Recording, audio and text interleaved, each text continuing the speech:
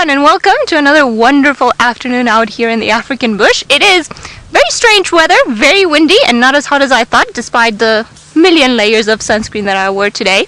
And we are watching some beautiful giraffes that decided to just grace us with their presence. This is a live and interactive show, so if you've got any questions or if you just want to say hello, we would love to hear from you. So you can use the YouTube channel or chat, or use the hashtag Safari Live on Twitter. Now, where are you giraffes? Let's have a look at this giraffes, because I haven't seen a giraffe in quite a while, so I'm quite excited to see them. Initially, we thought it was just this big one to the right, but seems like there's another one all the way in the distance. Judging by the size, I would say probably it's offspring, because it's still a tiny giraffe, although already bigger than me. But I think it's safe to say that they're also having a wonderful afternoon, just munching away on the green shoots and all the green leaves of everything that they can find. Although you might actually be feeding on some flowers. Let's have a closer look. It does seem like it's just feeding on the new shoots of the tree. Seems to be eating some bush willows. Maybe that's what's on the menu, and those very big sharp thorns is not what she's eating, although not that would deter a giraffe too much from feeding upon them. And they are being very clever creatures. They're going away from where the lions were seeing this morning. There was a nice big pride of lions that apparently is resting not too far from where we are, and these giraffes are heading first of all down towards the drainage line, so where there's a bit of a dip, and you see there's a bit more greenery down there. So I'm sure they're after much yummier food than what there is up here. That it's probably some very, very dry and dusty leaves, and going all the way down there and heading away from the lions. So dual purpose in all of their walkabouts. Although they're becoming a little bit difficult to see. I hear a lot of people are saying or are welcoming me back. Thank you very much to everyone. I am super excited to be here. I was actually even early for drive today, and Lou couldn't stop making fun of me. But I don't care. I'm so excited to be back. Alright, I think we're gonna leave these giraffes and carry on.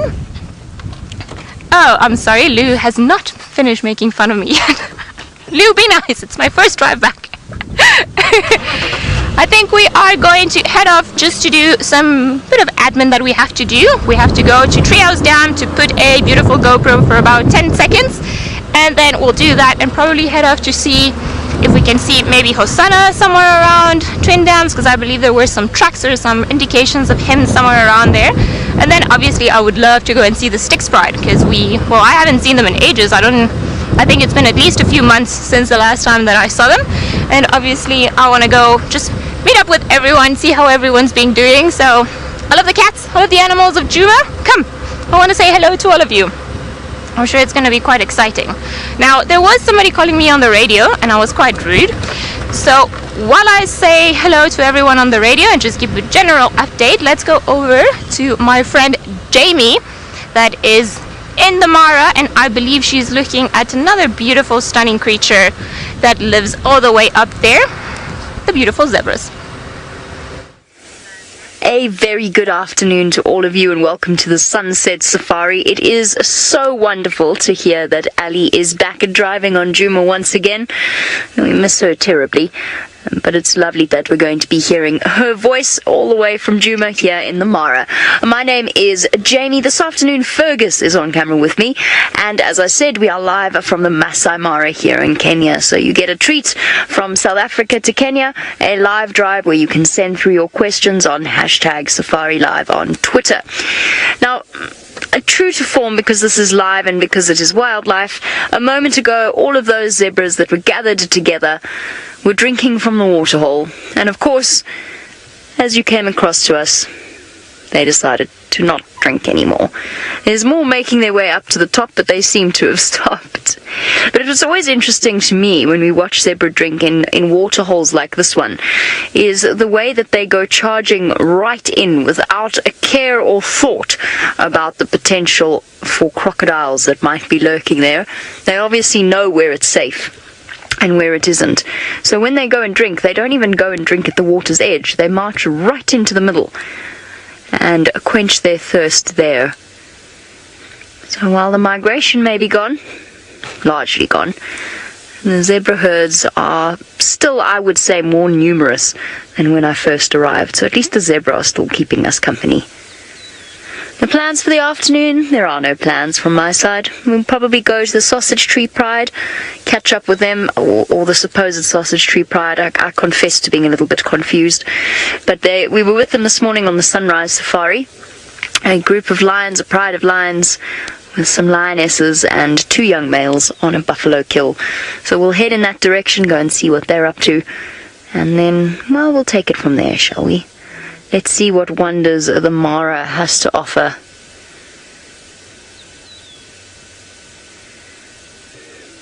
Swishing tails, getting rid of all of the flies. You know what, I asked a question this morning, and to be honest, I haven't had 1 second today to actually research it, about why giraffe have manes. And I've never thought about it before. Now I'm questioning why zebra have manes as well, since they've got just essentially a little ridge on the tops of their backs of their necks. I wonder if there is any purpose to it.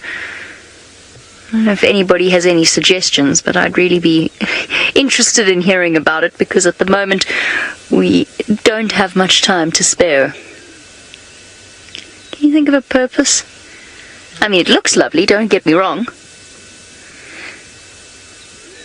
Hey, little one. Just one youngster in this herd.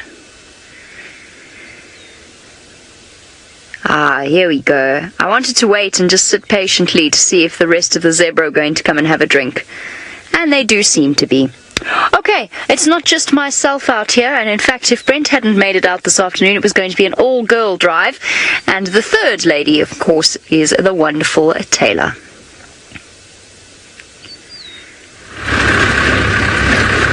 Well, Brent's hair is almost long enough. No, I'm just teasing. I'm going to be in so much trouble for saying that now. He's going to have my ponytail. Anyways, my name is Tayla, and on camera with me is Manu. And hopefully, we're going to find all sorts of cats today. I would like to see a leopard, please. I don't know how all of you feel about that, but I think it would be quite nice to change up the cat variety of, or maybe even a serval. That would be nice. But this is live, this is happening right now, and maybe it's your first time watching. That's very exciting. You can ask us questions, hashtag Safari Live, and you can also chat to us via the YouTube chat. Now, we're bouncing about over some of these grassy tracks because we're heading right down to the tree line, which is very far away, that side, towards the Mara River.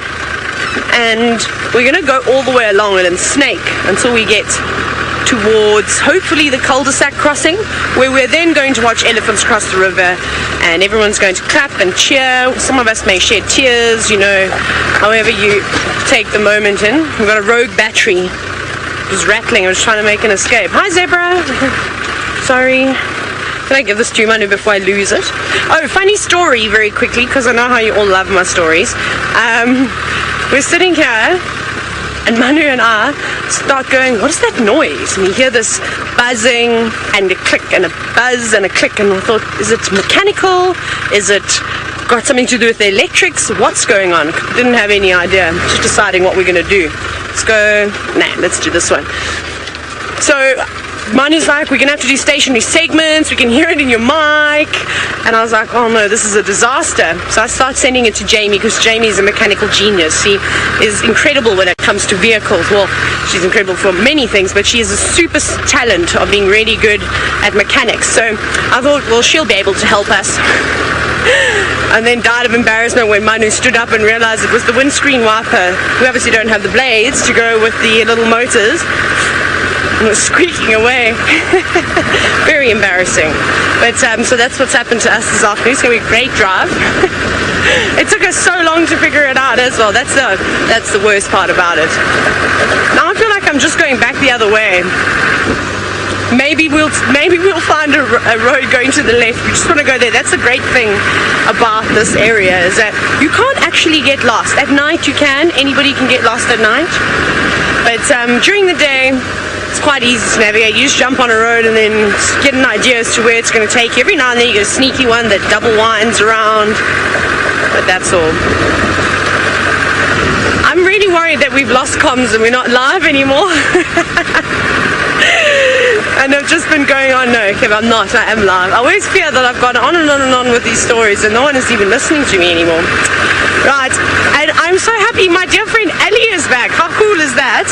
I haven't seen her for like a very long time. Anyways, let's jump onto Ellie's vehicle, and I'm sure she's very excited to be back in the sands again. I wonder if any of Tristan's luck has rubbed back onto her.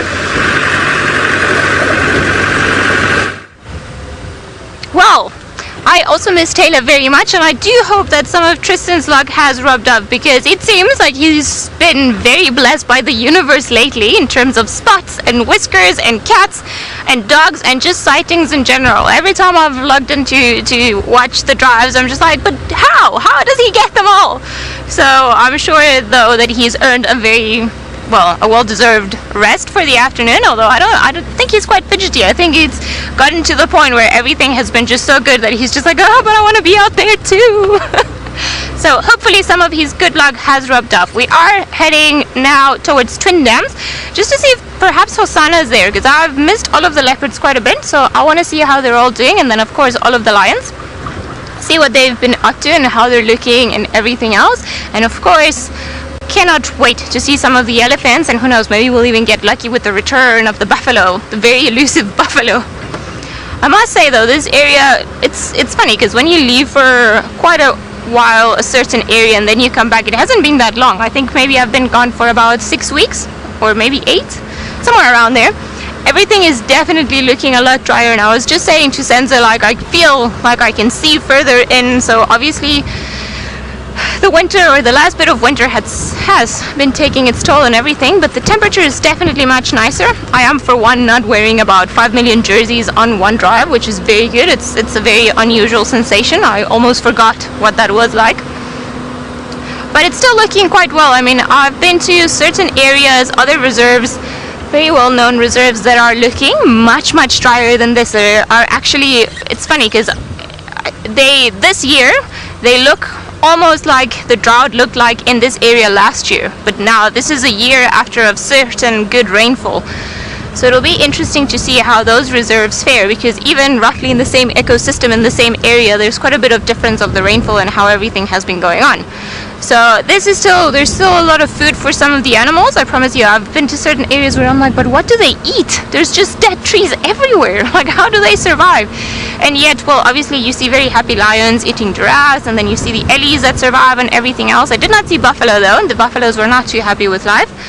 And then of course, other creatures here and there.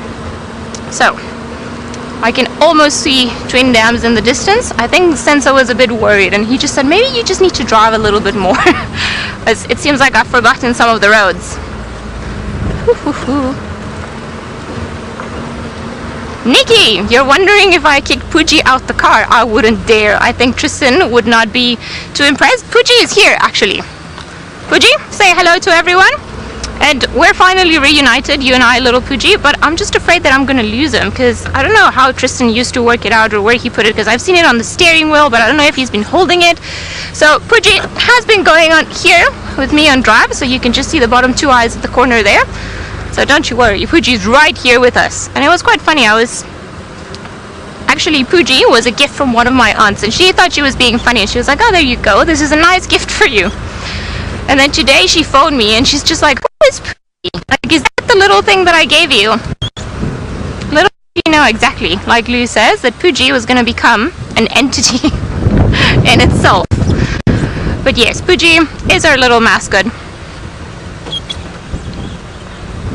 Alright, seems like Tayla's also been finding some of the same things that we see down here, which is quite nice to find all the similarities. So maybe let's go over to her and see what species of giraffe she's got all the way up there, also heading to a drainage line while we try to find little Hosanna. Are you all ready to play a little game? How does that sound? We haven't played a game in a very long time. Now, we've been exploring the Mara for quite some time, some of us longer than others, but I think that this landmark has been in this spot for long enough now for some of you who watch every single day to try and guess, whereabouts am I in the Mara? Is it too difficult? I don't think so. I think that you can all do it. So we will show you the entire scene, and then maybe that will help you, but I'm not going to tell you who I am. And you can give as many names as you've heard us call this specific place. You can just hashtag Safari Live or mention it on the YouTube chat. There we go. So where are we? Where in the Mara Triangle am I? I look forward to trying to guess. There's lots and lots of giraffe here, except there's a car that would obviously like to pass me, I presume by the dust that it is creating behind this vehicle, that it wants to go past. So I don't know if there's space. Let me just quickly reposition. I'll go off to the left and then they can go past me. There we go. I always do that. That's one thing that I forget about since I've been here, is that you really have to, make room. And I'm so used to, Djuma having pretty much the entire property to yourself some days. And it's so great. But this is wonderful too. I mean, you can't really compare the two. They've both got their pros. Like now, the pro here in the triangle is that we've got giraffe. And you know what? I think we've seen these giraffe before, or this particular group, or at least these two males on the left of us that are necking one another.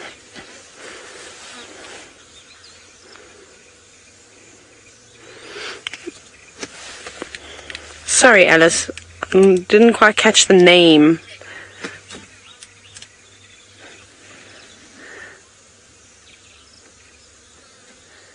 No, okay, Bree. Sorry, I missed that now. You want to know, well, you've guessed.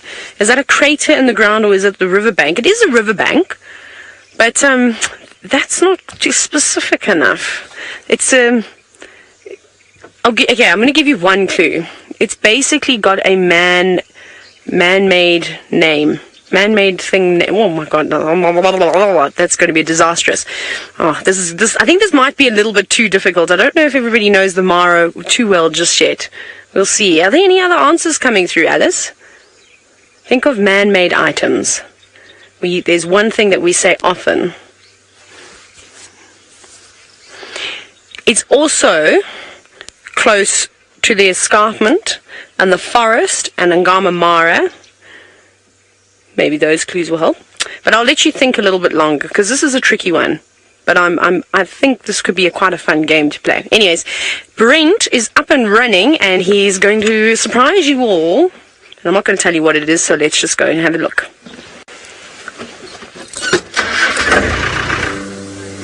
Well, welcome, and it is my two favorite girls, and they are very fat and very happy.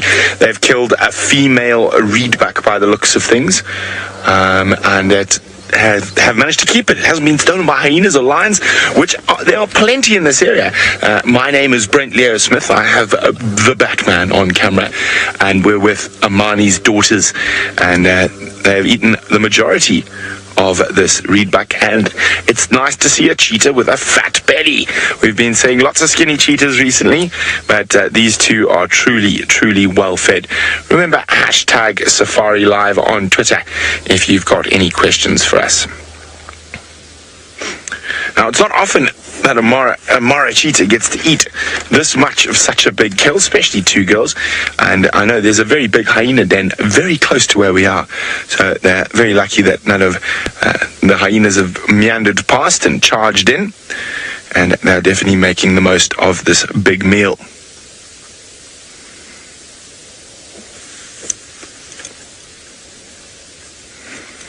Can you believe even vultures are capable of chasing cheetah off a kill?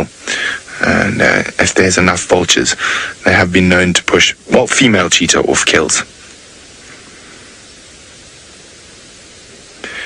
So we're just to the west, to the east of the Musiara Marsh. We are on the edge of a little river system, a name we know quite well. It's called the Bilashaka River, or Laga, and that of course is where the 6 male lions that frequent this area get their name from. Okay, well, let's go look at the other female who's not scoffing down on meat, and you can see a properly fat cheetah belly.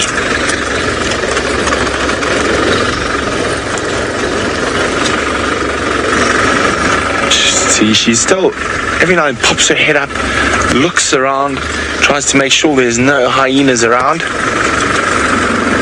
Or lions. Lion being far more of a problem. Hyenas will steal their kill, but lions quite often will kill cheetah if they get the opportunity. They probably kill, they definitely probably are, they're not definitely, probably, they are the biggest threat to cheetah anywhere, and they do kill quite a lot of cheetah. Oh, hold on as we go up the big hill.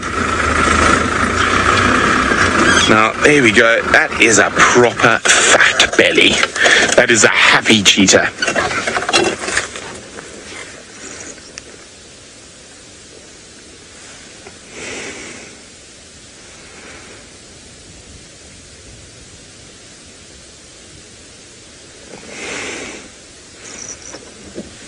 Oh, tired cheetah as well.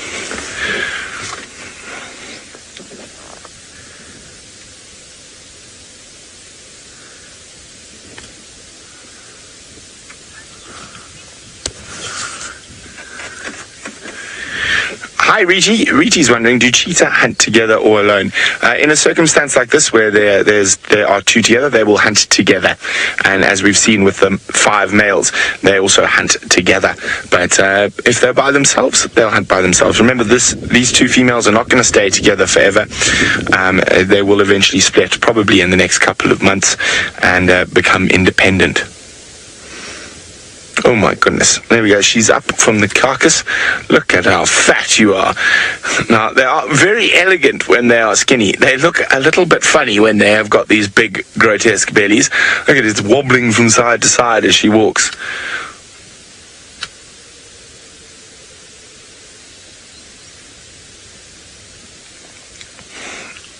I think this is going to be a flop. Oh, yes. Down we flop.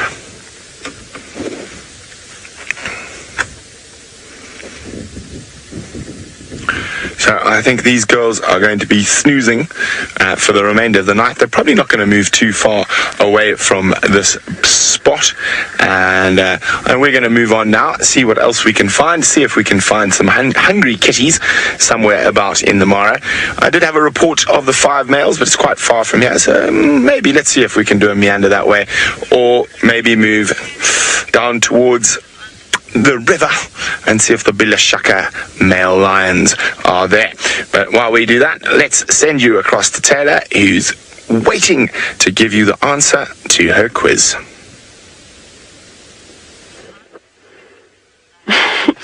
Well done, everybody. I'm very impressed. So there were a couple of you that guessed hippo pools. Good guess. Maybe we'll go past there and I'll show you hippo pools like properly. Maybe we would do a bit of tour today. Hopefully we find some cats though. And so good guess, because that is a name that we say quite regularly when we pass. But GT got it correct. You said something bridge. That was the closest answer we got there. The bridge part is right. There's something I'm going to fill you in on. No, I'm not going to try and say it, and I'm so sorry in advance if I can't say it properly. Mine is not smiling. Honey, one more time. Sanguriai. Yes. Woo. It's a real, try and say that 10 times. I promise you it's a hard one for me to say. Anyway, so I was wondering, what does it mean as well? And basically it's a place, a no-go zone, and this is also because of the forest on either side. So, I don't know, they say that you can't go anywhere, basically, with the forests on either side. So that's what they call that bridge. We can call it the bridge though, because I can understand how difficult it would be to try and say that all the time. But there's many bridges. So yeah, so that's quite cool. And then we'll maybe talk about all the other bridges that are in the area at some point too. Maybe we'll save that for a rainy day. Anyways, we're going to keep plodding along towards the river line, which is just in view. Jamie has got a tower of something. I've got really quite a lovely tower of a 3-bull giraffe, giving us the most fantastic demonstration of the way that giraffe fight with each other. Now in this case, all 3 of them are quite young. 2 of them are younger than the other, and this is quite slow motion, gentle practice. Basically, I suppose you could call it sparring between three young boys. But it is a really, really good demonstration of what we've been talking about over the last few drives whenever we bump into Giraffe. The way in which the males fight with each other, why they have those ossicones, or one of the reasons why they have the ossicones on the tops of their heads, and how powerful their necks are, and that whole process. So swinging their heads round and smacking each other on the side or on the shoulder or on the neck is the way that giraffe compete for the right to mate with a female. They're not territorial, so it's not a territorial battle. It is purely when there is a situation where there is a lady involved, at least in this area. And there we go. The tall guy in the front, my money's on him, although he seems to be the one who is most peaceful in this sighting. And what we might even see is an example of mock mounting, or what's termed mock mounting. And it's basically the animal's way of demonstrating dominance over the other. You often see it with young bull giraffe as they sort out their strength and dominance. There you go. I say it's gentle. You can still actually see the ripples of the impact when they do hit each other. I don't want to get too much closer just in case it stops them. There you go. You can actually see the ripple. Oh, Tula Ann, you say that you love giraffe and you're wondering, do they love people? I think it's possible for a giraffe to love people if it's been raised by hand. Yes, absolutely. Or certainly to feel a connection to people. Do I think that the wild giraffe love us? No, but I think we're about as much of their landscape as the termite mounds and the trees, which is somehow even better because it means that we can sit and watch them do this without interfering in their behavior in any way. So Tula Ann, you know you've got, I don't know if you've got a dog or a cat or any kind of a pet. Your pet will definitely love you. A dog will definitely love you, especially. But wild animals out here, I would say that we're something that is just part of their lives. I don't think they feel any sense of attachment. And one thing that's very important to remember is that you can't wild animals love. So you can't feed them and then expect them to really like you. They're still wild, and that makes them dangerous. And it's actually dangerous for them as well, because they become dangerous to people, and then people get cross with them.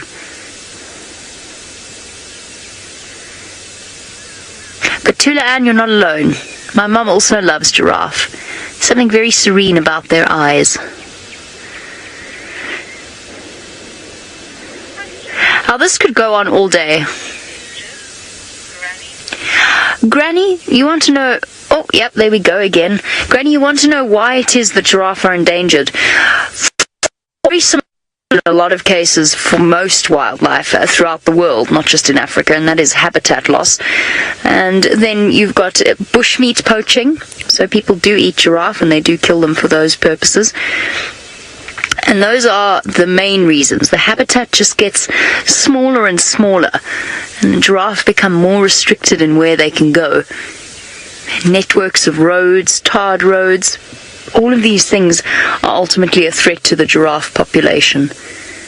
And it's not something that gets as much attention as, say, and not that rhino poaching don't get it.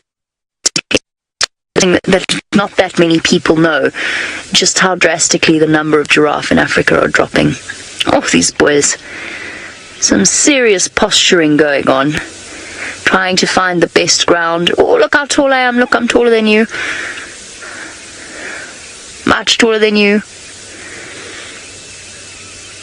You can really see them practicing their techniques.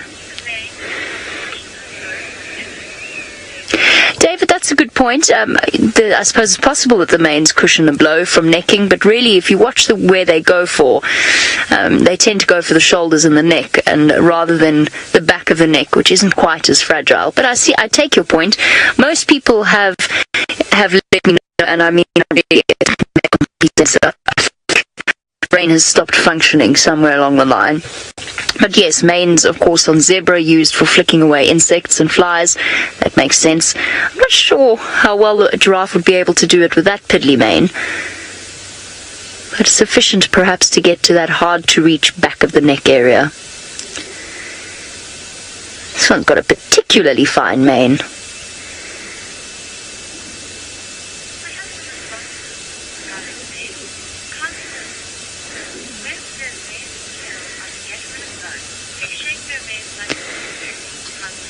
So Constance and many others saying again that they use their manes by shaking their heads, they get rid of bugs and flies and so on. It does make sense, and I suppose it makes sense for them not to have long manes that could potentially get caught in vegetation but have long tails, because that's where the flies and the ticks generally sit, is around the more delicate areas where the skin is soft. So yeah, I totally see that point. I think it's actually pretty self-explanatory now that I think about it.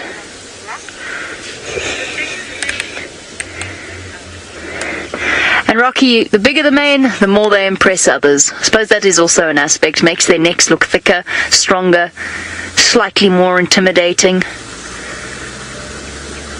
Slightly less of an easy target. Boys.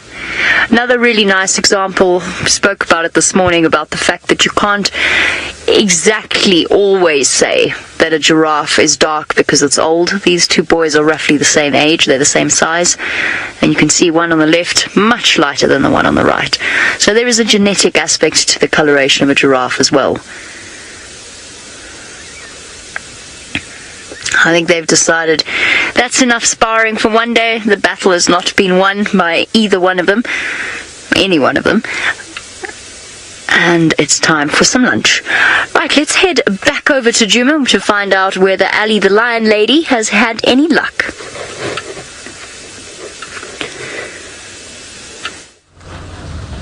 Well, to be quite honest... Alright, sorry, there was just too many people talking in my ear. There are no lions around here, so it seems like maybe I was so eager to see them that they've just run off. And we did see some tracks around, so I'm not too sure. Senso, is this where you were this morning? Yeah, it was around where they were this morning. So we also had some tracks around Weaver's Nest for the whole pride, so I don't know if maybe they've gone off that way. Alright, seems like the lovely lions have gone somewhere else. Doesn't really seem like they're anywhere around here. But I think we are still going to have just a bit of a look around, because often what will happen is, because it's been quite windy the last few hours, that they're going to carry on moving and maybe heading off to where it's nice and cool. Perhaps they've gone for a drink, maybe they've gone all the way down. So we'll have a bit of a look around, but I just want to wait for another vehicle to stop moving, and then we can just wangle our way in and just go and have a bit of a look around further in, and then we'll just have another look. Hopefully they'll be around there, because I would love to see them, and I'm sure everybody else would love to see them too, see how they're faring. But like I said, there's a vehicle in front of us, so it's making our movements a little bit difficult at the moment, because there's really only one way in. So we're just gonna wait a little bit. I haven't been bundu bashing for a bit, so let's see if I remember how to do this correctly. I'm sure it'll be quite fun. It could be that Senso and I had tracks for the whole pride heading south, so it seemed like they almost came to Tria's Dam, they drank, and then they went south. But Tristan mentioned this morning that they had tracks everywhere, and it didn't really seem like the tracks were on top of our tracks. So who knows actually where these lions have gone, but let's go and have a bit of a look around. I would find it quite strange if they actually moved off all that much, but let's have a look. You never know. Hopefully they'll be here. I'm gonna give it to lions for making me work hard on the first day. Alright, I think we might just go around here. Seems quite nice and open here. Let's have a look.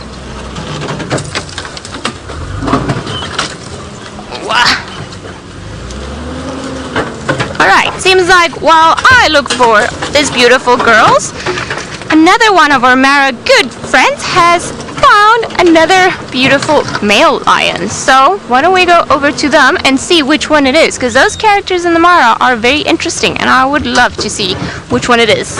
Woo! Woo! Lots of fat cats today. Now, this is one of the Bilashaka boys, the one who is blind in his right eye. Well, his eyes are very much closed at the moment, but when he does open them, you can see a slight opaque color in his right eye, and that means he is blind in that eye, or if not blind, he has very limited vision. So we've got 4 out of the 6 boys here. I'm not sure where the other 2 are, but they are looking like they ate a hippo. No, they're looking very full at the moment, so they're not going to be moving much, I don't think. So we've got one behind us, that guy off to the right, and then another 2 sleeping just over there. Hey boys. And they are my favorite coalition of male lions, the Bilashaka boys. I think they're going to be an incredible force to be reckoned with as they get older in the Mara.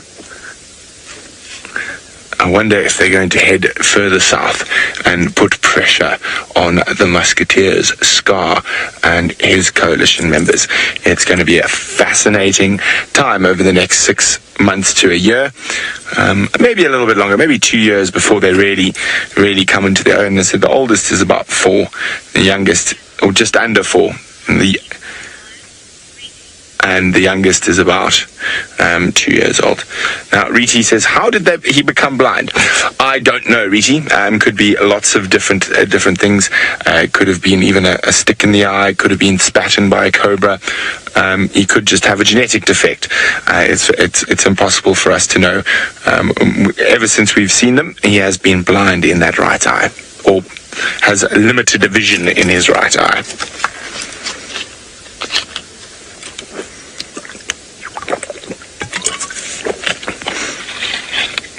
Okay, well, kitties, fat kitties, not hungry kitties, and I'm on a mission for hungry kitties today. So we're going to let them snooze away, and we've had a little bit of luck with the lions so far, and hopefully Ali back in South Africa is going to have the same luck with the Styx Pride. Hopefully we will, although I think they have actually been moving around quite a bit during the day, which is fairly common in lions on days like today, because it was very hot throughout the day, but then the last few hours they've been quite windy and it's actually been quite a nice temperature. And the only source of water around is Treehouse Dam, so I'm sure they were headed there for a drink, and likely they carried on. Because like I said, Senso spotted those tracks actually when we were driving earlier, and I sort of didn't want them to be true because they were heading south towards the fire break and our border with Little Gowrie as usual. So hopefully they stopped somewhere there, but I know there is another vehicle that's also checking. Woo! Like there's, my goodness, a lot of bundu bashing here. So I'm gonna try and get out of here. I see the road not too far away, because I think this is probably the route that the lions walked.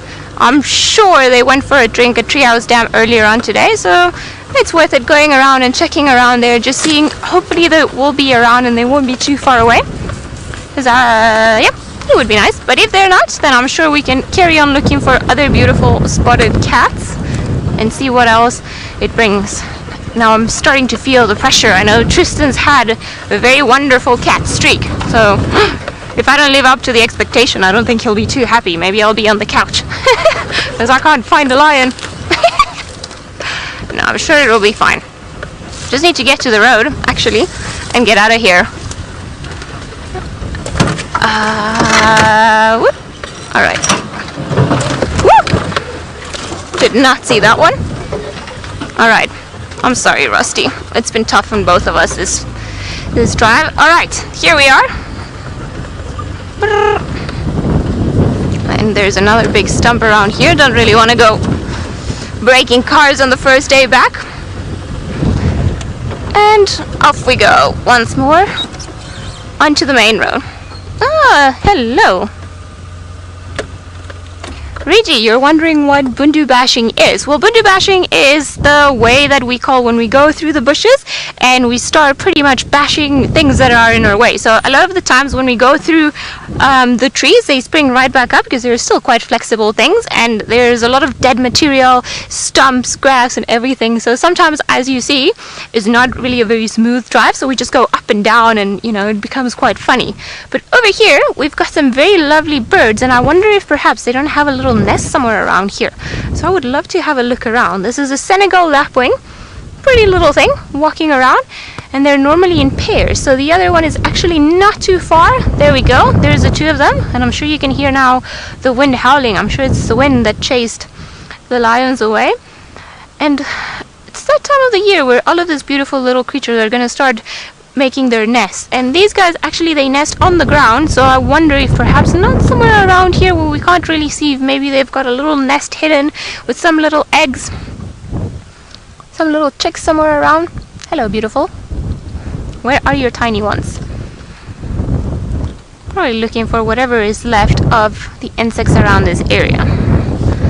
Alright, let's carry on around here, see if maybe we'll see them, because actually on the first day that I came back to Djuma, which was about a week ago, on we had to access the main road. Right next to the road, found a nest for it was a plover, and it had all its 3 little chicks. And of course I'm driving with the car and I see this bird rushing towards me and you know, screaming and making all sorts of noises, and I got a bit of a fright because you don't really know why these birds are being so aggressive towards you. And then I just realized that right next to the road, right on the side, and had a tiny little nest, very unprotected nest with its 3 little chicks. So all of these ground birds are actually very well known for what's called mobbing behavior, and it is that when they feel like something's going towards their nest, even elephants will start making noises and they'll dive bomb and you know, just try everything just to make sure that you get out of that path, and then you take another route so that you don't actually either, well, if you're an elephant or a human, squash the eggs, or if you're any potential predator, that you don't see them and that you get so annoyed with them that you actually end up going somewhere else. Now I think Rex is down this road, so I'm gonna try a different road and see if maybe sorry guys. Okay, copy, thanks. I don't know if maybe Rex has had any luck down there. It's like now it is clearly everyone's looking for the lions because everyone sort of wanted them to be there, so we are spreading and conquering, as they say. So Rex is checking one area, Mike is checking another one area, and then we're gonna try and check another area. But I think what we're gonna do is actually head back to where we had those tracks and follow them a little bit and find out if it's if they're maybe somewhere around there. Because I wouldn't be surprised actually that we've already driven past them. I'm sure.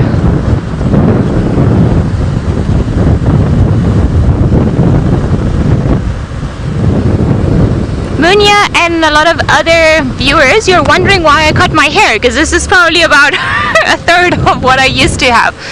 Well, I cut it because I donated it to cancer. So what I mean by that is that once your hair gets to a certain length, you can donate, I think it's a minimum of 25 centimeters of, I think it's 20 inches. And there's an association in South Africa, and there are many more across the world. I've actually donated to some other ones in the States, because this is about the 3rd time that I've donated my hair. And they make wigs to people for cancer. This particular one, which is called Cancer in South Africa, they do real hair wigs for people that have cancer.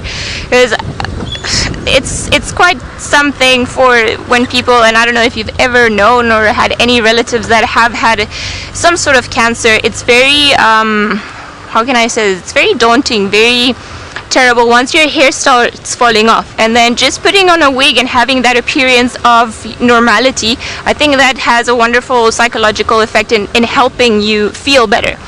So I've heard it from quite a few, well, not quite a few friends, but some friends or family friends that have cancer, that they think that this is a very good thing. So if my hair is long enough and you can help other people be happy, it doesn't cost you anything, so why not? So I went ahead and I cut it. I think Tristan was the one that was most in shock, and then after that I think Tayla nearly had a heart attack. But yep, so that's why I donated it. I think about 8 weeks ago, but I feel like it's grown already. But it's probably better now for the summertime to have less hair, because I think this summer it's going to be very, very, very hot. So we'll see. Come on, little lions. Where's your mane? Maybe we should just threaten them that we're gonna chop off their manes as well. Or maybe not threaten them. Maybe that's actually what they want. Ah, there's another giraffe down there. And in this case, it's a beautiful bull. Because what we saw earlier was a female with the young ones, or a youngster, and then right there hiding in between all the darkness, that is a beautiful bull.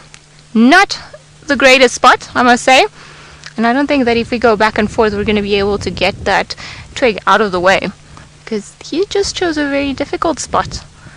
I wonder if it's sometimes because boys don't really want to get their photos taken. I know my brothers, they hated when when anyone tries to take a photo of them. It's like you're stealing their soul. So I wonder if perhaps this giraffe is also hiding.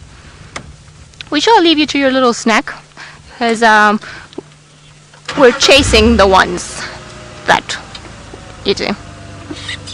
Sorry, Lou, what was that question again?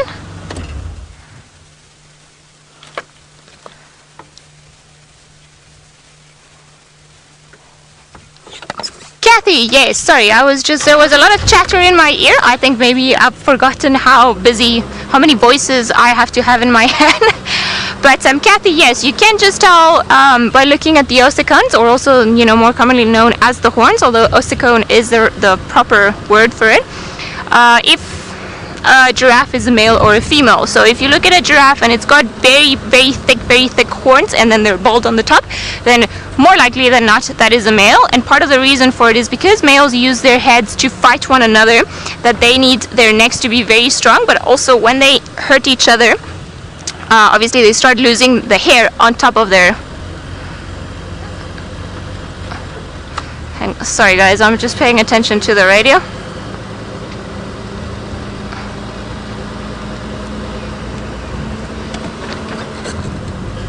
Alright, anyway, so you can tell if it's a female because the horns are a lot thinner and they point towards one another. So if it's very thin, very hairy on top, then very likely then that's a female. So that's a very easy... Sorry guys, there's a lot of chatter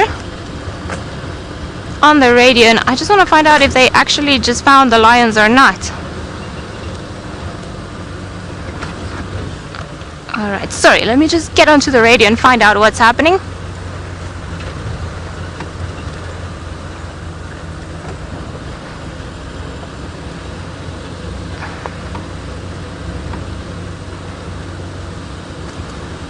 Sorry guys, lots of people talking and I don't really understand what they're saying.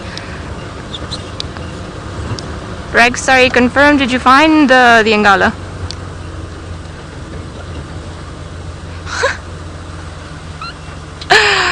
Okay, copy. I'll take a standby for whenever you guys are done, because I think you're all closer than me.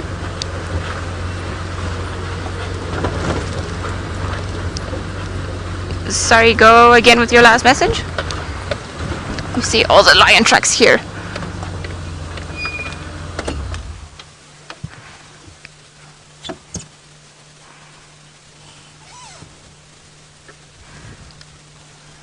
Okay, copy. I'll just take a standby one. Alright, so it does seem like the guy's tracks actually bumped into the lions, which is wonderful news for us. Let me see. Actually, it seems like they don't want to spend too much time with the lions because this morning, which I'm really happy about. But in the meantime, let's have a look at these tracks that were confusing all of us. So you see, can you see this one, Senzo, from where you are?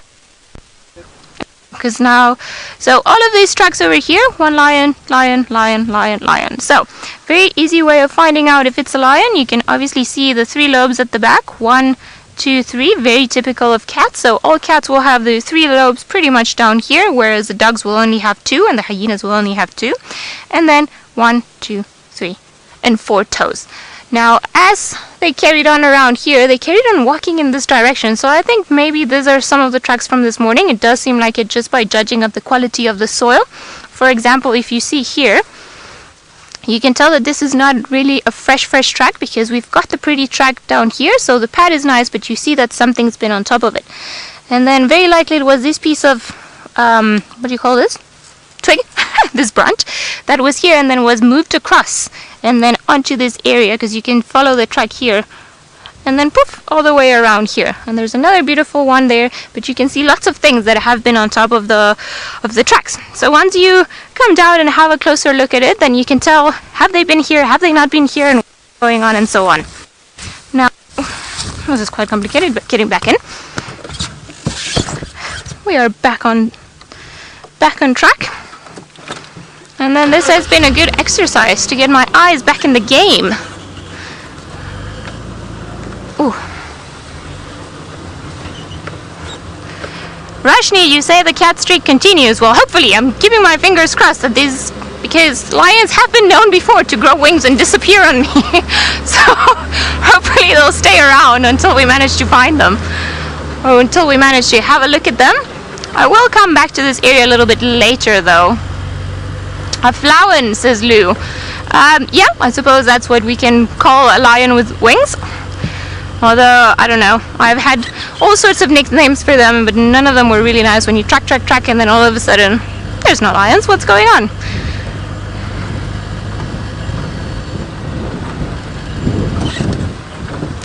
Okay. Okay, copy. I'm not too far from that area. I'm just gonna go and follow up and have a look. Alright, seems like there's a bit of change of plans. So we are on standby, or we were on standby for the lions, and the lions are sleeping, so they are there. But apparently there's been a report that Shadow and her little cub have crossed to Vuyatela from Little Gowrie. So I want to go down there, see if maybe we get lucky with Shadow and the cub. Who knows, maybe we can carry on with the streak. And then we'll see. So I actually want to go quite quickly, see if perhaps we get lucky with them somewhere around here, because Shadow normally likes to walk quite a bit. So, and well, yeah, she likes going. So let's go and have a look. Hopefully she'll be there. Come on, Rusty. And then we'll have a look, see. Hopefully they'll be there. I would really like to see her, because also I know, like, my heart stopped for a bit when we heard that she had that limp, but I spoke to Tristan yesterday and he said that she seems to be a lot better, that she's putting some weight on her leg, and that everything seems to be quite better. And sometimes they do get sprains, like if you think of I know, because I used to have a cat, and the one day she ended up on top of a tree, as cats do, and then she didn't want to come down. She didn't know how to come down, and then eventually 5 hours later she came down, but the next day she was super grumpy and she wasn't feeling well. So when we took her to the vet, we realized that she just probably had like a sprained leg, and I assume that's very likely to happen to a leopard, especially with all the movements and the jumping and the going down and the running and the hunting and everything that they do. So it's probably quite easy for them to get some minor injuries. And then of course, because they don't have the aid of different types of medicine, then likely that's what's been happening. Now, Little Gowrie sign. It's probably this way. Let's go this way. See if maybe we can catch up with Shadow.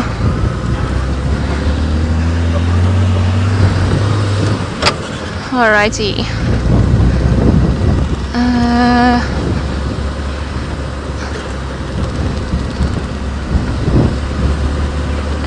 I'm gonna carry on looking for her around here, see if we can actually see her or find any tracks for her.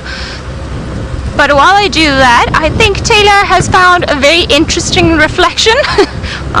And I would like to know if it's maybe her reflection along with that one of somebody else. But let's go over to her and find out. But don't worry, we're not stuck inside of it. Instead, we've got animals drinking from it. Zebra. It was very, very pretty, but the zebra got shy and ran away. Naughty zebra. But there's 3 left, and hopefully they'll walk the same route as the others. Maybe and stop for a second drink, but who knows? What are you? You all look like you're young stallions. I don't know, there's just a naughty look about them this afternoon, and they're not quite stocky. Maybe they're not even young. They're probably adults. But just the way that they're standing reminds me of 3 teenage boys up to no good. It's actually noisy out in the bush today, which is unusual. At one point there was crickets, now there's birds chirping. Sounded like maybe the African wattled lapwings that were having a bit of a complaint. The zebra were making some noises earlier.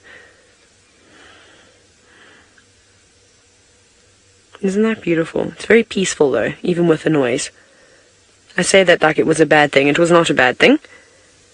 Mara is typically so quiet. Have a little listen. Now it's gone really quiet again.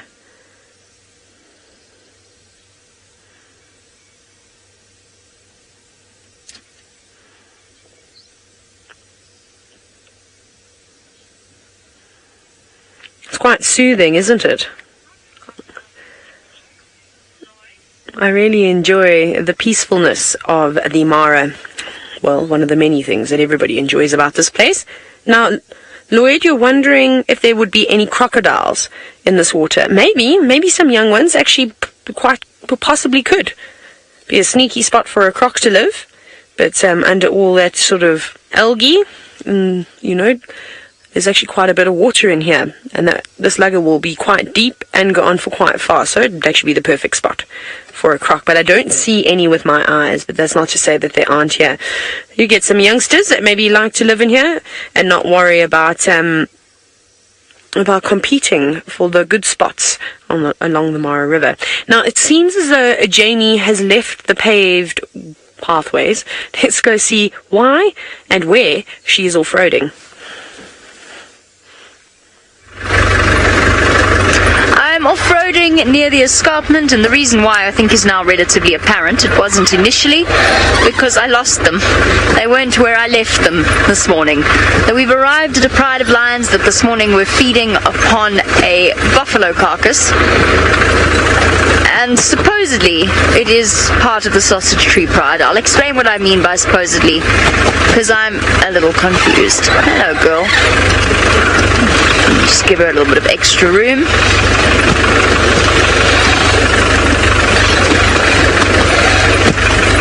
There we go.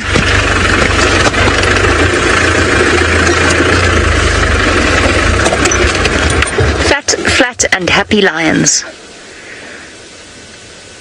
The reason that I say I'm a little bit confused about their identity, when I first arrived here I was told that the Sausage Tree Pride, my records, I wrote it down as consists of 5 females and some older cubs. Obviously we've got 2 young males included in this, and we've got what looks like one very young female. And then of course we've got the 2 females that we see regularly with the 4 cubs. And I'm not entirely sure how they all fit in with each other. They definitely have adjacent territories up against the escarpment. I've never seen our 2 females with the young cubs around here. But it could be that they've separated for a little bit with the little cubs, just for some reason to keep them safe. Perhaps there were males in this area pushing in that would have been a threat to those cubs. I'm not 100% sure exactly how everything ties in yet. I'm going to have to try and get a little bit more history on the Sausage Tree Pride when we have the opportunity to do so. They definitely hang out in one of the prettiest places, though. Both the 2 females and this group of lions. Now, this morning they were munching on a buffalo, but it was quite a small buffalo. It looked like a young female, what was left of it. And they'd pretty much finished it by the time we got here. And I would say that the young males probably got the majority of it.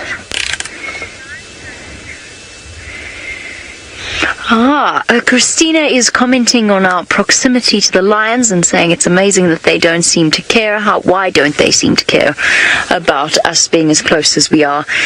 Christina, it's simply due to the fact that this is an area where there has been a relatively large amount of tourism, and they've become very, very accustomed to seeing safari jeeps and seeing researchers in vehicles. So it's something that they've grown up with from a very young age, and they are comfortable with the presence of vehicles. They don't see us as food. I personally, and I know I'll get a lot of flack for this from people who disagree with me, but I personally don't believe that the lions don't recognize individual people in the vehicle. What I mean by that is supposedly they don't see humans in the vehicle. They only see the outline of the vehicle. I think the fact that we sit and we talk and we move, I don't think their eyesight is really that bad. So that is a theory that I completely disagree with. But I do think that they have come to the conclusion through years and years and decades of habituation. They've come to the conclusion that a human being in a vehicle does not mean something dangerous. If I were to get out of the car now and walk at them, that would be an entirely different story, and they would most likely run away. They might charge me purely out of fear, and they would be afraid of me. And that changes completely at night, which is when the lions really come into their own. And a person walking around on foot at night is at enormous risk of being attacked by a lion. We've even noticed that they're much bolder with the vehicles at night. We've had a few moments where the lions have actually come up and had a look at our tires, looked into the car with us. I've nearly had a cub sub-adult try and jump into the car because it was playing. Playful, not aggressive. But we are completely and utterly safe.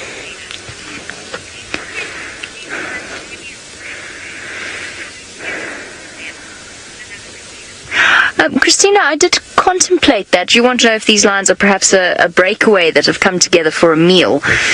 I don't see our two females here at all. So I don't think that they're here with the ones that have the young cubs. But yes, I think there is a possibility of a breakaway. And I would suggest that the breakaway is actually probably the two females with the youngest cubs. And the reason that I say that is just because in terms of lion dynamics, that's usually when you get a breakaway, is when females have young cubs and there might be some kind of threat from males that are not the fathers of those cubs, and those females up and move away from the threat, whereas the rest of the pride stays behind. My theory falls down in one major respect, in that there are two young males with this group. Oh, quick, over to Ali. Amazing! There they go! There's Shadow and her tiny little cub. So excited. They're actually heading onto Treehouse Dam, and very likely they're heading off for a drink. Let's go have a look. A firm, but just so that everyone's aware, there are already 3 vehicles in this area. Alright, so she does seem to have a bit of a limp, but doesn't seem too bad, to be quite honest. I'm sure she is on the mending way. So exciting! Woohoo! I'm so excited. No, hang on, I can't go too fast, Senzo. Alright, sorry Senzo. Watch out here. I'm sure... I think you called it Senzo, because when we came to do the GoPro you were saying, oh, Ingwe, so maybe you actually called the 2 of them. Now, I'm gonna try go around, because they're coming for a drink. I'm gonna go around them. Hello, beautiful girl. Wish I'll be back in 1 second. Alright, so you were wondering about Bundu bashing? This is proper Bundu bash. Alright. Alrighty. There we go. That time. There we go.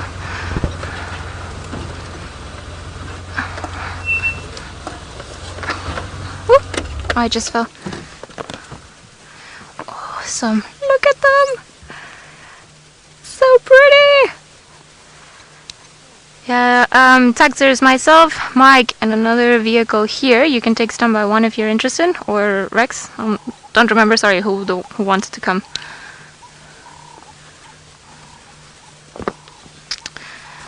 Alright, sorry guys.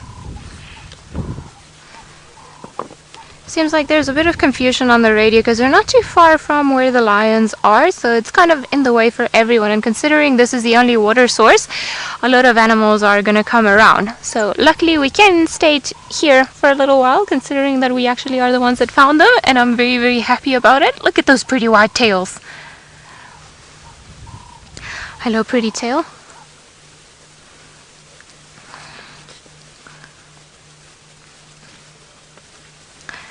Beautiful. Now, it seems like she got them all the way. She went to Little Gowrie to fetch the cub. That's where she left it. And then she's come all the way back. And she was actually quite quick, considering that block and where we got the reports and the time that she's managed to come around here.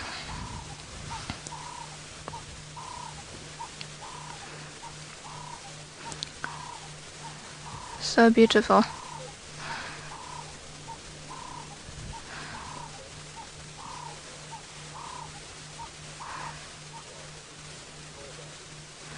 So beautiful. Abel, I've been trying to call you. Seems like there's quite a bit of chatter on the radio.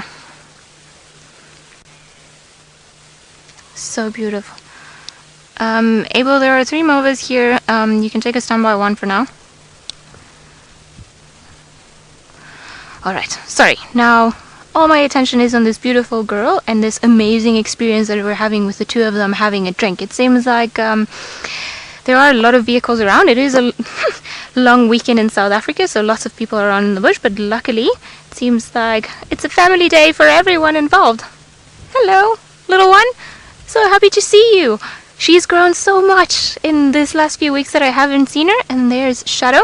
It does seem like she's putting some weight, so I think she is actually recovering and starting to get a little bit better, which is very, very exciting. Because obviously we don't want them to be hurt or anything. You're becoming so big. Tad, you're saying that the cub has grown up so much. I completely agree. I think it's starting to become a young leopard and no longer a tiny little cub, as they say. So clearly they're going behind us. Hello, beautiful things. Where are they going? Alright, I just want to see where they're going, because obviously I don't want to move around and then just get on them.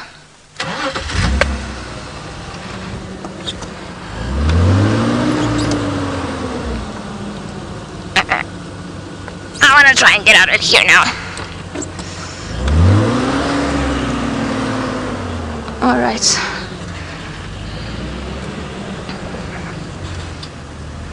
They are mobile now, heading north from Treehouse Mati. Alrighty. Let's follow them around for a little bit longer. How fantastic. I'm so happy to see them. And like I said, I think she's morphing now. She's no longer a tiny little leopard cub. I think she's just now starting to become a young leopard, because she's grown up quite a bit and her body just doesn't seem the body of a tiny little leopard anymore. Don't you think so? Very pretty. There they go. Let's just go. Where are you going? Richard, you're wondering how old Shadow's cub is. So, I'm actually not 100% sure. I think she was born run about either January or February, if I'm not mistaken. I think that's probably the time, because I remember we saw her in Easter, or Easter Sunday, and she was quite tiny. Alright. This is gonna be a tough one. Tenzo, we can do this, right? Alright. This is the easiest way in.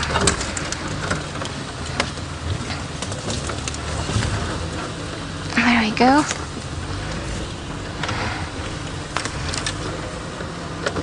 Alrighty, it seems like everyone's left us now that they've gone into the thickets. Woohoo! So we get more time with them. Hello, beautiful girls. And again, at this time of the year, I think it's when you can really appreciate that camouflage of the leopards. I mean, look at them walking in front of us, and they're virtually invisible, particularly the cub. If you see the way that it's walking around, you can just see nothing, pretty much. I know where to look for, but imagine just how easy it would be just to miss them, especially now that she's gone behind there. So very beautiful, solitary creatures, very hard to spot them. Now, Shadow, watch where you're going, because I don't think those lions are too far away from here. We were wondering this morning, actually, funny enough, if she had a kill somewhere. Alright, seems like it's an old rounder cat day for all of us. And while we try to figure out where these two beautiful girls are going, because it seems like they're going to be heading into an area that's a bit more difficult to follow through, let's head over to Tayla, who's also managed to find some beautiful cats. Look who we've got in the corner of your screen. It's not but one lioness, but two. Now we're going to try and figure out who exactly they are. Now we're near the governor's gate, so it could be either the ololololololo females, because of course we are like children, we can't just say olololo, lionesses, or it could be the marsh breakaway lionesses, but I believe that there's three of them. Well, there's also three olololos, but I only see two for now. But they keep looking back towards the riverline, so maybe somebody else is hiding down that side.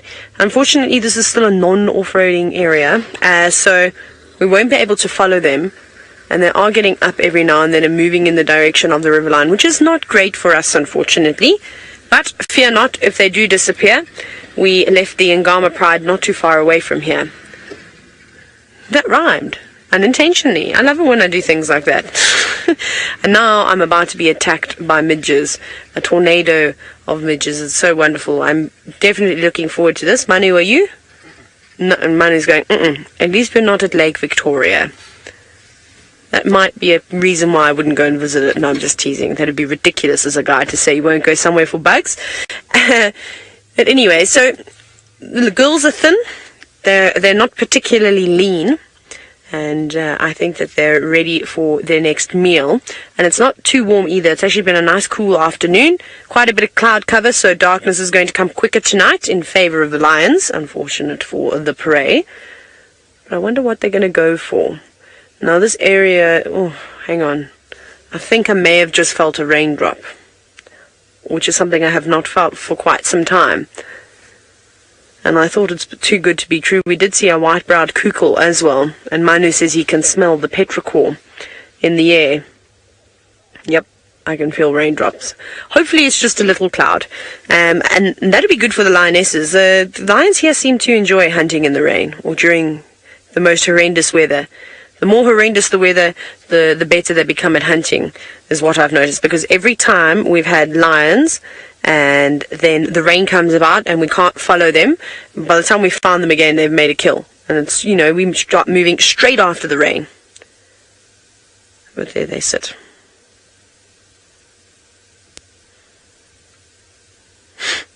Hello? I'm just checking. It's very quiet today. I'm very nervous. Everyone's making me very nervous in Final Control. I'm worried. What have you spotted back there? Oh, a zebra. Maybe that's what the girls are looking at. Now, Christina, you're wondering if there's always so many bugs. Typically after the rain is when you'll see the most bugs about. Well, I think in most places in the world, but in Africa, most certainly. Oh, there's a variety of game up there. Impala, a zebra. I'm sure there'll be a couple of warthog too, maybe later some hippo. Oh, they're the warthogs. They're there. I was about to tell you how this is a great area for warthogs, actually. But there we go, the proof is in the pudding. So yes, the bugs, they're coming closer and closer, this little swarm of insects, of little midges. It's not ideal.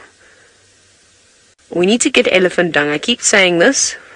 But we need to find some, and we need to burn it. I'm going to make my tin. That's exactly what I'm going to do. Remember I tell you stories about how I used to make this tin and I would hang it on my car? I can do exactly that. And we've got a place to hang it.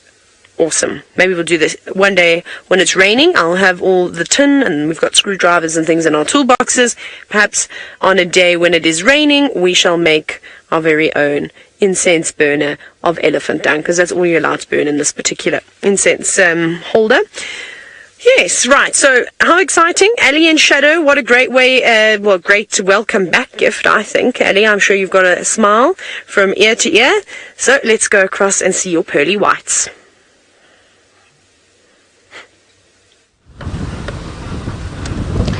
Here they go. They've carried on going, I think.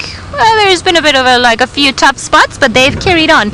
So I wonder if perhaps she's actually not gone to go get the cub and then bring her to maybe to a kill, because I know that Tristan mentioned that she was busy hunting yesterday, and doing all sorts of like attempts on was it yesterday? I think it was yesterday. Time has a funny way of flying by. Now I'm not too sure where I'm gonna be able to find an easy way out of here, because they're going into, it's so much easier being a Leopard than a Land Rover sometimes, but we will carry on. Just come towards Philemon's cut line, they're gonna pop out there.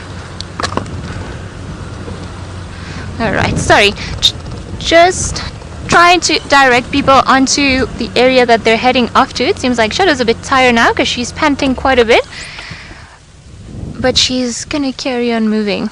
Standing by.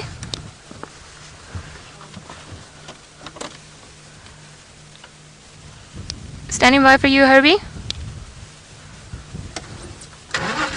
Alright, maybe not.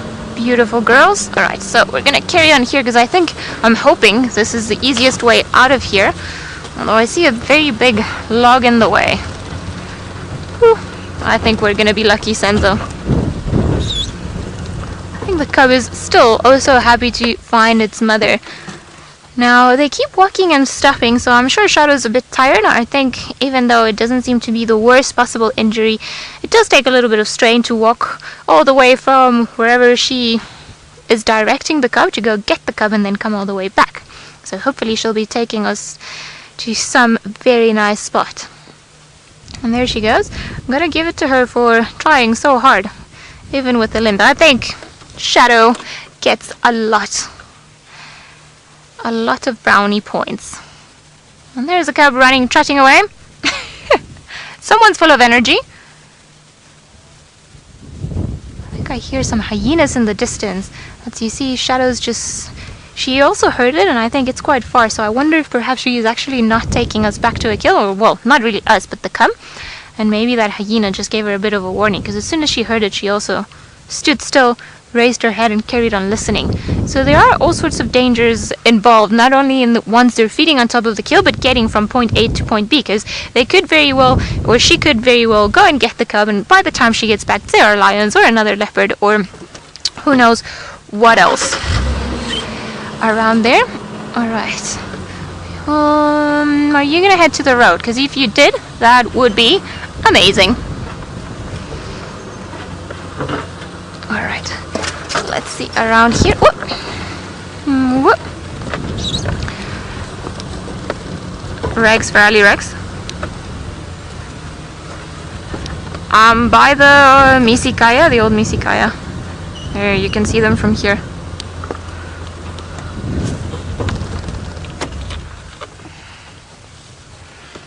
Alright, perfect. Now we've managed to direct people in here. And then, oh, somebody's tired. Going for a bit of a rest? Are you going to stay around there for a while, girl? So that we can have another look. So you see, she's still very hot, although like I said, it's a very nice afternoon. There's a nice breeze. But obviously she's been walking quite a bit. So a lot of panting going on to try and cool herself down, to put her body temperature to a more acceptable level. And then, well, obviously always keeping an eye out on the cub, which I've actually lost in amongst all of this grass and all of this scenery. There's something that the cub is eating. Oh, the cub is eating! They've got to kill! Yes. Sorry. Alright. Let's go have a bit of a look. Amazing! Woohoo! It seems like she managed to kill a steenbok.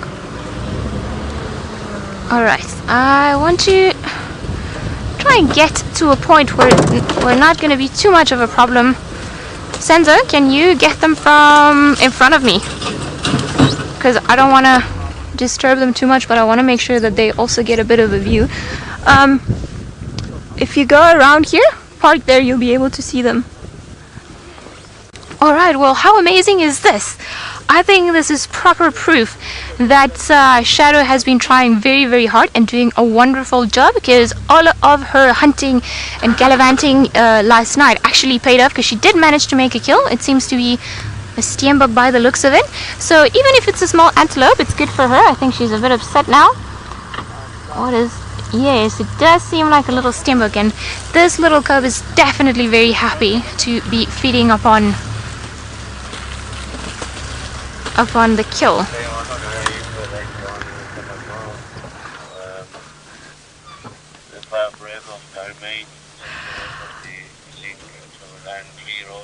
How beautiful is this? My goodness, Shadow. So many brownie points for you. You've done a very wonderful job. Now, I think I'm gonna switch my radio up, considering that I've got very capable people around me, just so that there's a little bit less voices in my head.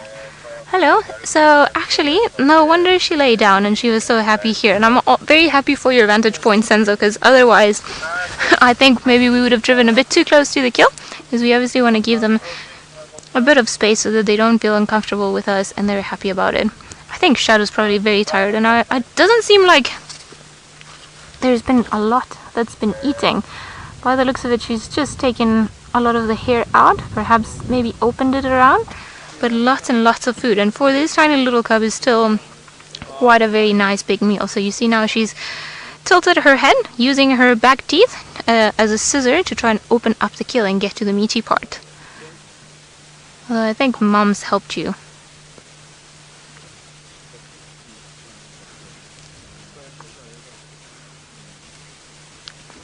And Elle, you're wondering when will the cub get a name? Where normally cubs get their names when they're about a year old, just to make sure that they have been around for long enough. But it depends also whoever it is that you ask, because a lot of people prefer to name the cubs after. Or there's a lot of how can I call it, superstition among some of the rangers that they prefer just to call them after they become independent, so not to jinx them. But I would assume that she would just get a name when she's about a year old, just to make sure that everything's fine and that she's actually survived probably what is or could be the toughest year of her life, which is actually also the first one. That's beautiful.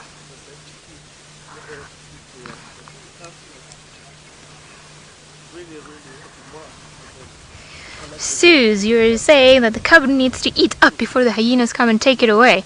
Well, it is quite funny now that we know that there was a kill here. No wonder why Shadow stopped a little bit before we got here, and then she started hearing around. Also likely she knew that the kill was here already, clearly, which we didn't. But she just stops and takes a moment to listen, and I'm sure the cubs went off trotting about because it could already smell it. So it just proves that how much more enhanced their senses are when compared to ours. They can see, they can smell, they can hear a lot of things that we don't.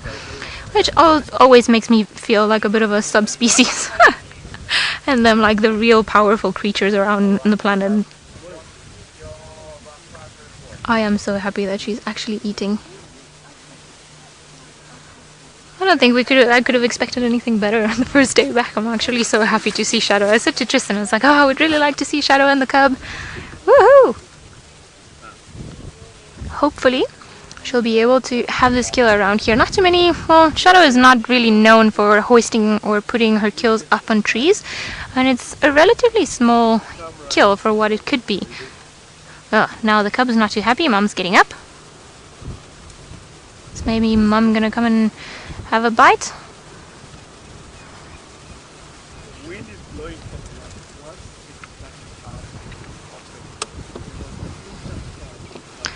Pride Cat Mama, you're wondering how the cats remember where they left their kill. Well, animals have very good memories. Perhaps we all know about how wonderful and how amazing the elephant's memory is. So they're probably the ones that have, or most studies have been done, but they can all remember. It's not like they do something and they don't remember what they've done, of who they've seen, or where they've grown up, or anything like it. So I'm sure she roughly knew. Likely she didn't know the exact tree where she left it down, but she roughly knew, well, I left it somewhere around here. So once she gets closer to the area, she'll be able to pick it up by smell or even by sight.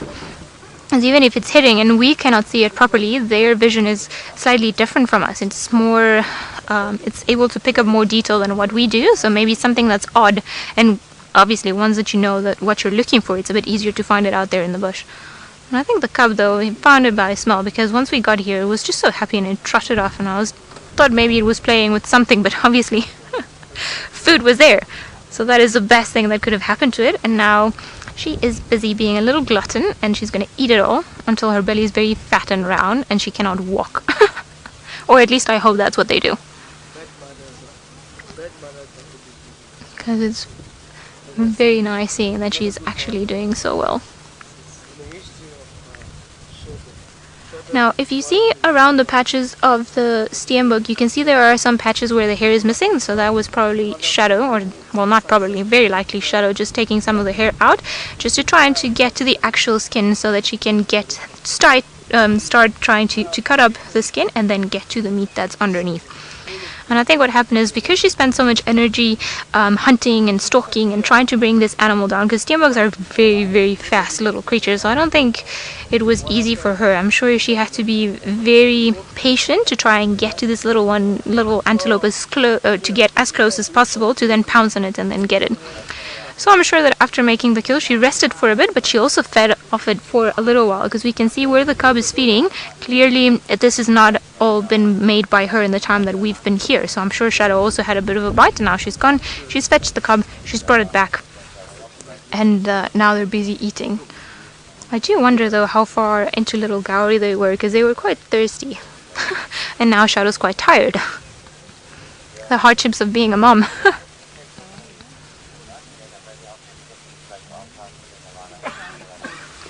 Richie, you're wondering at what age do the cubs become independent? Well, roughly for leopards it can be around from 1.5 years to 2. I've even seen sometimes where they hang around their mothers until they're about 3. So I think it's fairly area and personality dependent. Some mothers kick them out earlier, some cubs are independent a little bit earlier, but roughly I would say 2 years is a good average, 1.5 years, 2 years.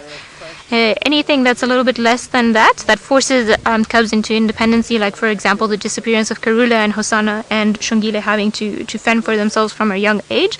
And sometimes you get, funny enough, I've seen them mostly with male leopard cubs where they hang around their mothers for quite a long time, even after she's had her litter following that particular one, and they always seem to be very hungry and they always come for the kills. I think maybe they just really want to get an easy meal. Can't really blame them. But yeah, about 2 years. So this little one still has got quite a long time, but even at this age, when the mother leaves her for long periods of time, all of her instincts are there. She'll start hunting perhaps tortoises or following squirrels or mongoose. So she's already, I wouldn't be surprised if she's already managed to make small kills of her own.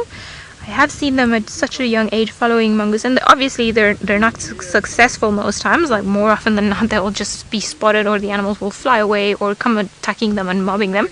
But they do have it in them to start trying from a very young age, and the more they do it, obviously, the more they're going to perfect their hunting skills, and that's what's going to allow them eventually to become independent leopards.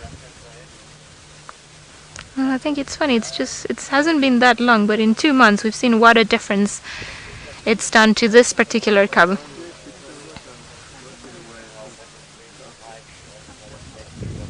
Kristen, you're wondering if the cub is big enough to try and hoist kills up trees. Well, I don't think it would have the experience or the skills more than the strength at this particular age to put it up on a tree. So I think this little one is still, if it's something small like a mongoose or perhaps a bird or a squirrel, very likely especially if it's seen its mom do it, then they'll try their luck and they'll try to do it. But I think in this case, what we're looking at, this particular steenbok, it will be definitely too big. There are no easy trees where I can see where a cub would be able to hoist in. Maybe Shadow's also going to come for a bite. So I think practice makes perfect. She is still a little bit young to be able to do that, but with smaller things, yeah, why not? I'm sure she would be able to put a squirrel up a tree. Now there's a bit of aggression there. She doesn't want to share her kill with mom. Look at all that hissing.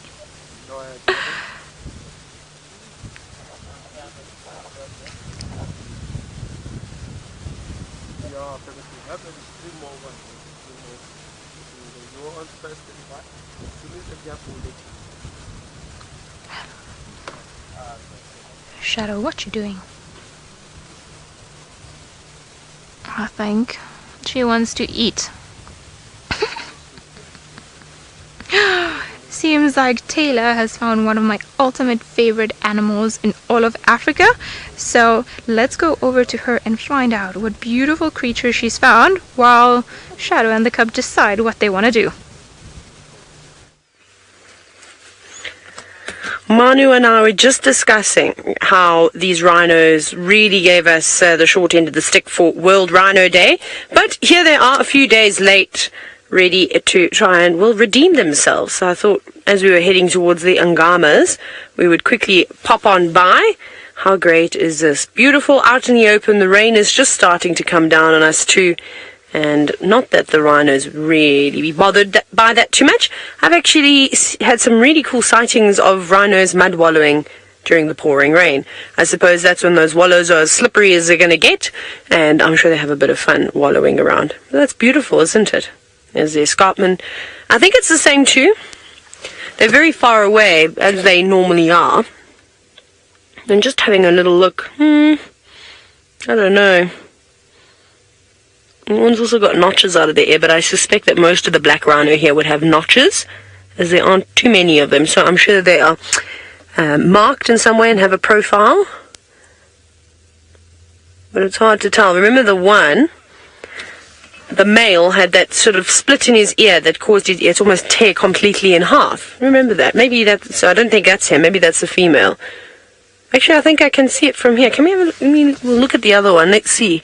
Is your ear torn? It wasn't that one. I'm sure it was the left one. Yes, there we go. So it's the same male and female that we keep seeing. Very cool, though. It's nice that we can keep tabs and watch them. I'm trying to think now, have I seen any other rhinos other than these two? And now I'm starting to think if, well, things have just changed, and because maybe the population isn't in abundance, maybe a male and female have just sort of decided to keep each other company. Things like this, it wouldn't surprise me if it were to happen. I've seen more bizarre things in the bush than a black and a white, two black rhinos, male and female, perhaps just accompanying one another through their lives. Quite interesting.